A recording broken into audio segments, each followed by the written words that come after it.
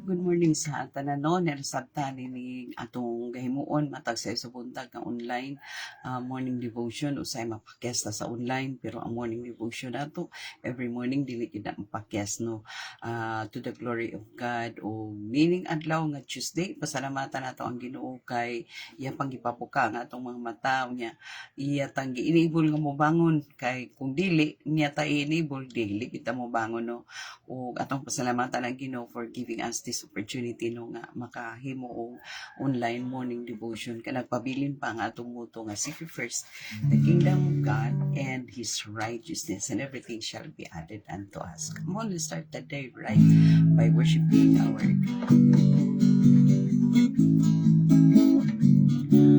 because you're God.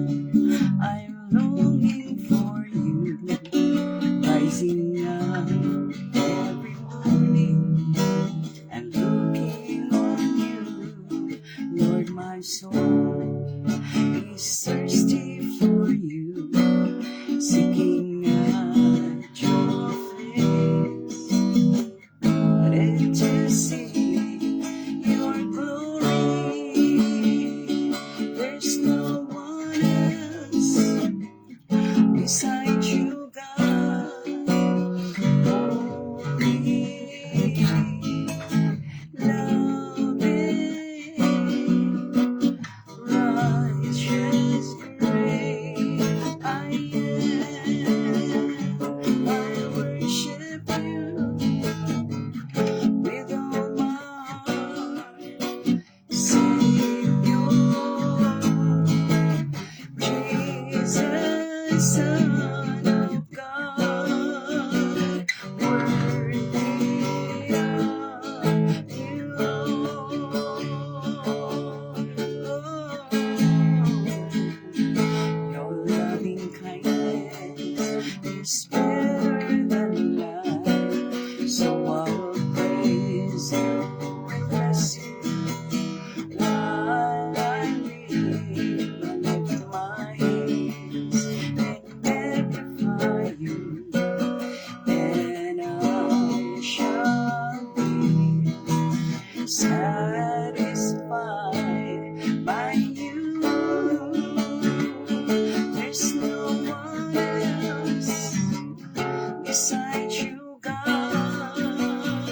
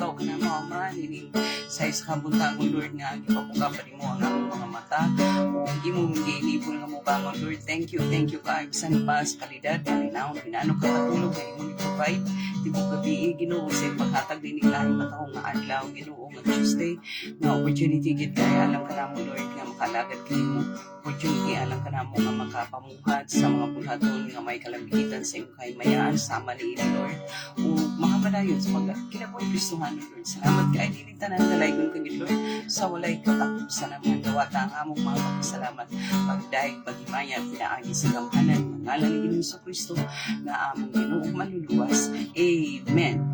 So, padayon ta sa paklik sa blaang kasulatan mga ison kay ato naning nahimo nga part sa ato morning devo nga mag-exhorta sa pulong sa Ginoo bisan mubo lang.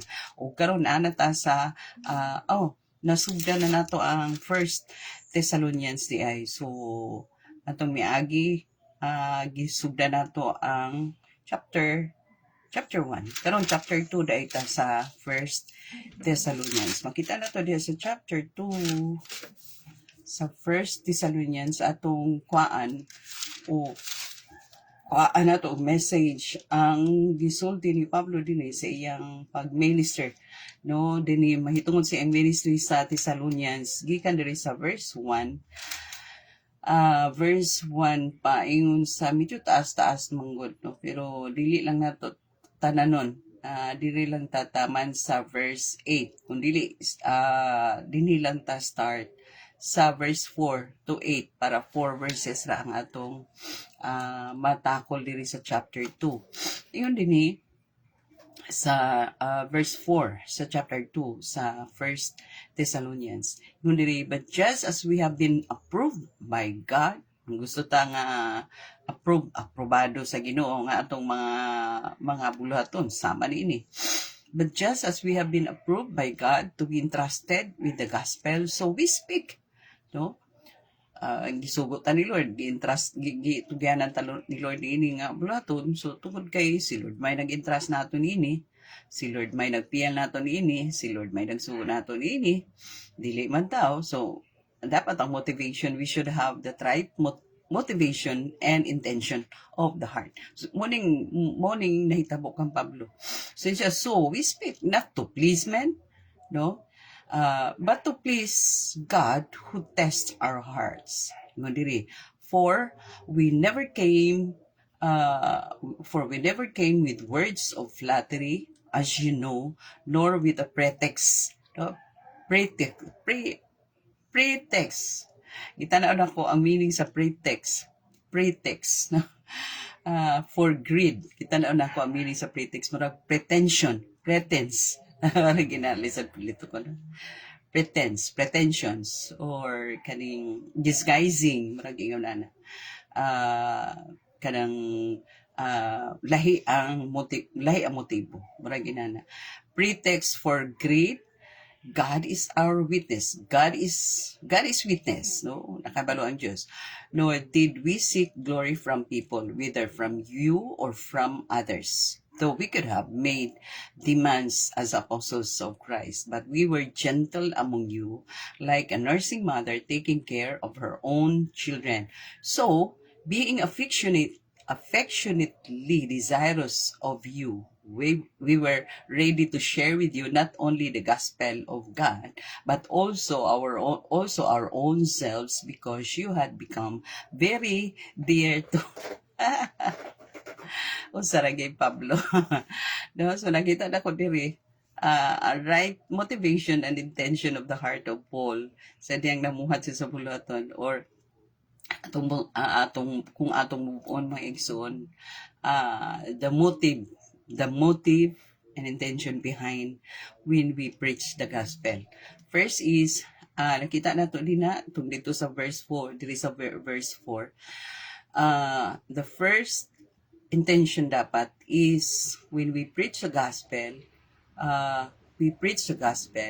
not to please men, but to please God. Wala siya number 1 no nga, kung magsangyaw to sa pulong sa Ginoo, magsulti ta, mamuhat ta, o bisan siya ang atong pagpamuhat kaning paano sa kahimayaan sa Ginoo, para sa kalipay sa Dios, so dili para sa kalipay sa tao, not to please men. Oh, so that's the number one motivation and intention. Kung magsangyaw tas pulong sa Ginoo, mamuha tas sa mga bulaton sa Ginoo, we have to do it to please God, not to please men. Okay, mo nang nakita nato din Klaro magig kaayo, no? Kano man, tungod kay si Lord man gihapon ang nagsugo nato.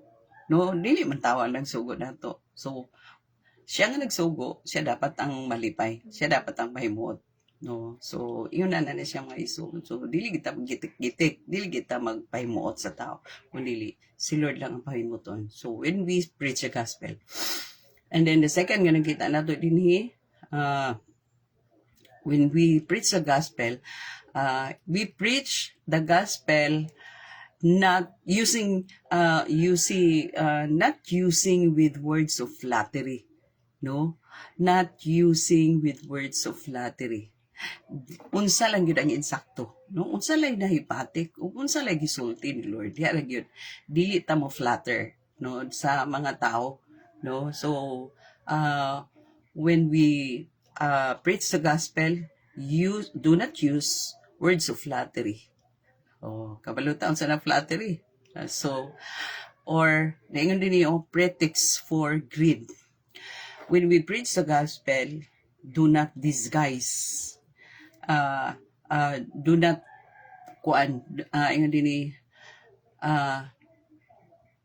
do not preach the gospel with pretensions, pretending, no, pretending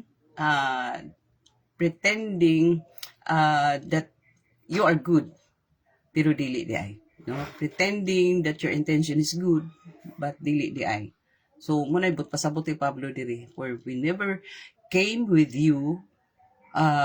words of flattery, as you know, nor with pretext for greed, no, disguising, no, preaching, disguising,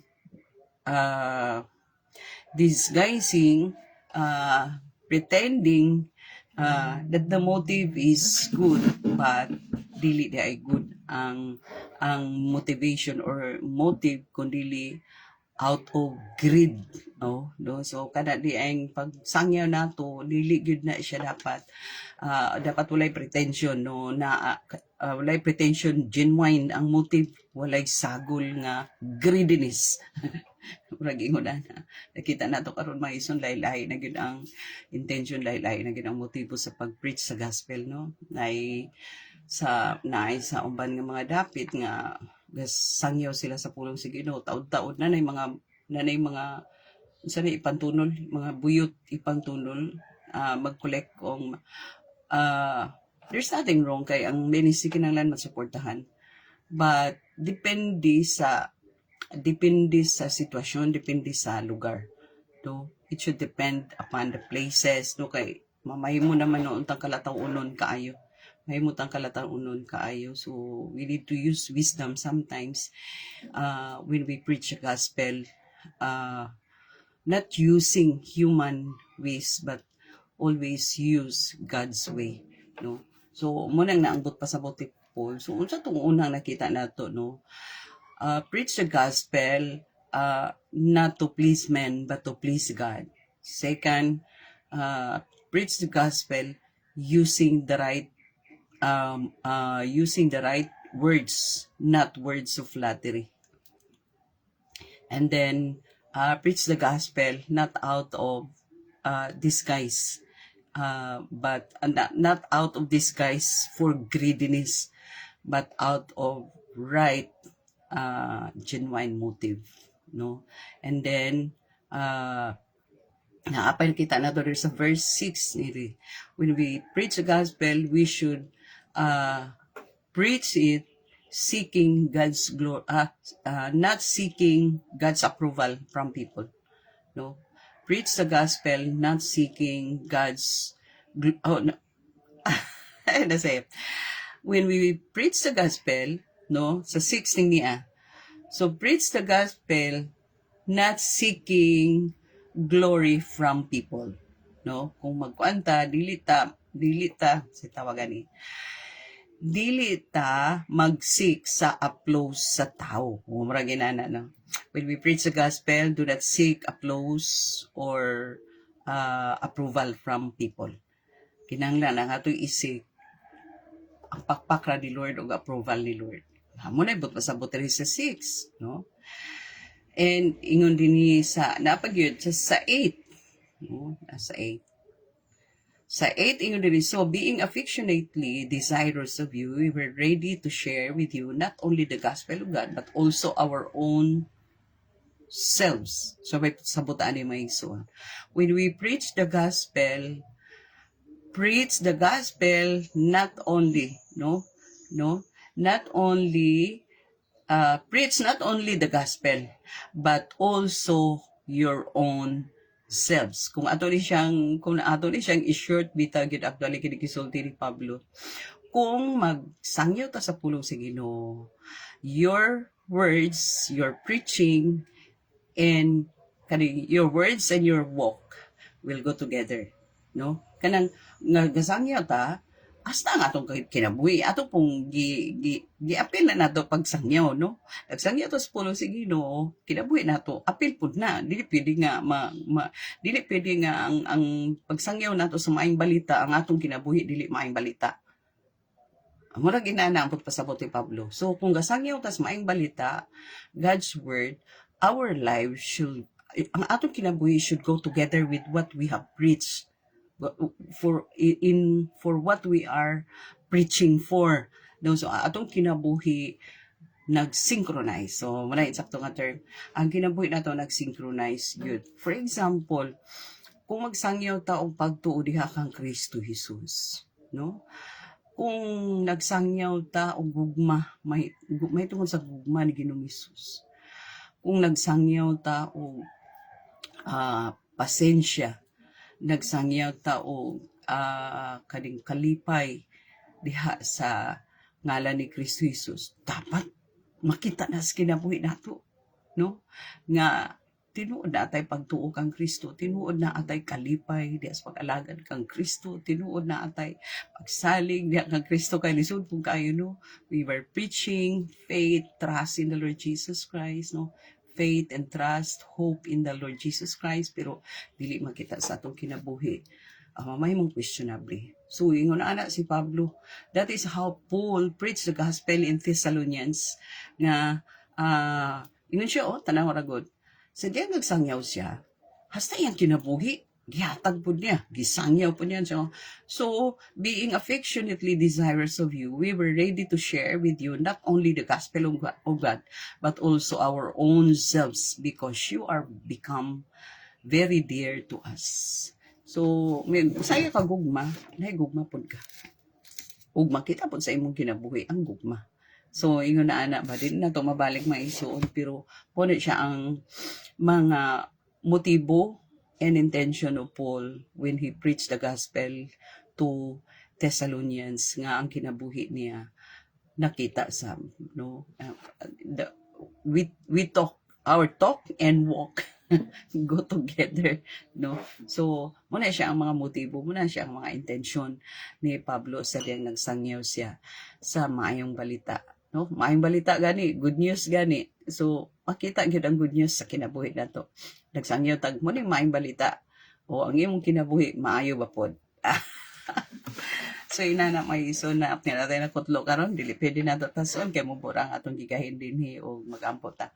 Labing balaan gamhanan mahigugmaon lagi to namo amahan, nagapasalamat gid kay kami na kanunay ka nga provide o mga pagdasig kanamo Lord, ikan sa imong mahal nga pulong Lord, nga sa padayon namong pagkinabuhing Kristohanon Lord, adlaw-adlaw imo kami nga nurture sa gahom sa imong mahal nga pulong. Thank you kay niya ng tanan Lord. San pa nagapray kami karon Lord sa mga kaigsunan nga magapanarbaho Lord, nga imos lang pagaubanan, provide kag kusog, katakos, kabasog sa panglawas, kaalam, kahibalo. Panabot sa imong mahal nga pulong nga magamit nila Lord sa padayon kanilang pagtrabaho, Lord, sa opisina.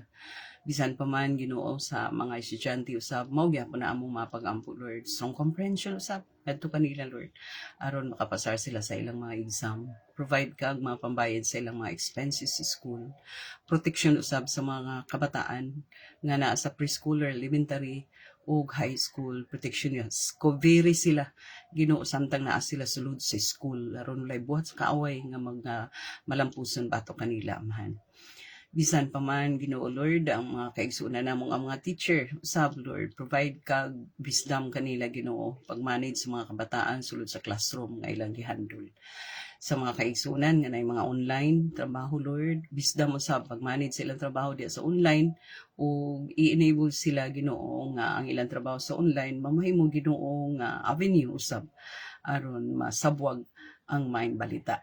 Dalaygon ka gid, Lord. Bisan pa kay kaigsunan namo nga nay mga business nga gipang manage. Salamat sa kayo, Lord. Nga ikaw sa magatabang kanila nga mag-asenso ang ilang business. As long as they continue to honor you sa ilang business, pasidunggan ka kanunay sa ilang negosyo.